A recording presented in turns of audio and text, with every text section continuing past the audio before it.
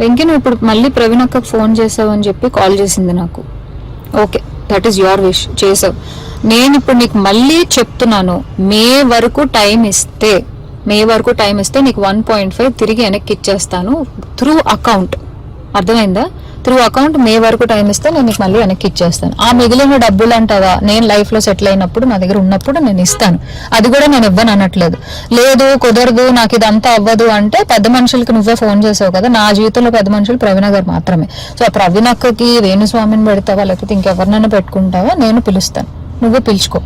Okay, నేను ఇంకా నీ ముఖం చూడాలనుకోవట్లేదు, ఈ విషయం గురించి మాట్లాడాలనుకోవట్లేదు. నాకు మే అనే ఒక్క టార్గెటే కనబడుతుంది, మే వరకు నేను నీకు డబ్బులు ఇవ్వాలి అంతే.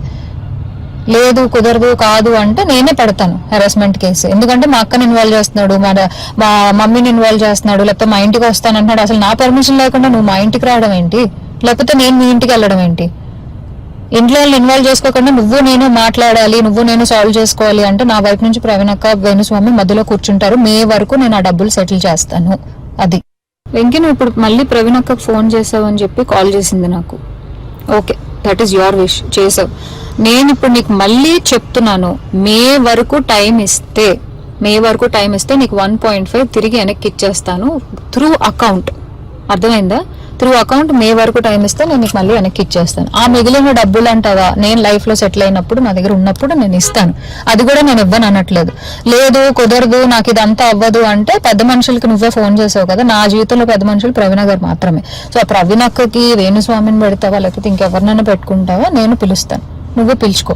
ఓకే, నేను ఇంకా నీ ముఖం చూడాలనుకోవట్లేదు, ఈ విషయం గురించి మాట్లాడాలనుకోవట్లేదు. నాకు మే అనే ఒక్క టార్గెటే కనబడుతుంది, మే వరకు నేను నీకు డబ్బులు ఇవ్వాలి అంతే. లేదు కాదు అంటే నేనే పెడతాను హెరాస్మెంట్ కేసు. ఎందుకంటే మా అక్కని ఇన్వాల్వ్ చేస్తున్నాడు, మా మమ్మీని ఇన్వాల్వ్ చేస్తున్నాడు, లేకపోతే మా ఇంటికి వస్తానంటున్నాడు. అసలు నా పర్మిషన్ లేకుండా నువ్వు మా ఇంటికి రావడం ఏంటి, లేకపోతే నేను మీ ఇంటికి వెళ్ళడం ఏంటి? ఇంట్లో ఇన్వాల్వ్ చేసుకోకుండా నువ్వు నేను మాట్లాడాలి, నువ్వు నేను సాల్వ్ చేసుకోవాలి అంటే నా వైపు నుంచి ప్రవీణ్ అక్క వేణుస్వామి మధ్యలో కూర్చుంటారు. మే వరకు నేను ఆ డబ్బులు సెటిల్ చేస్తాను. అది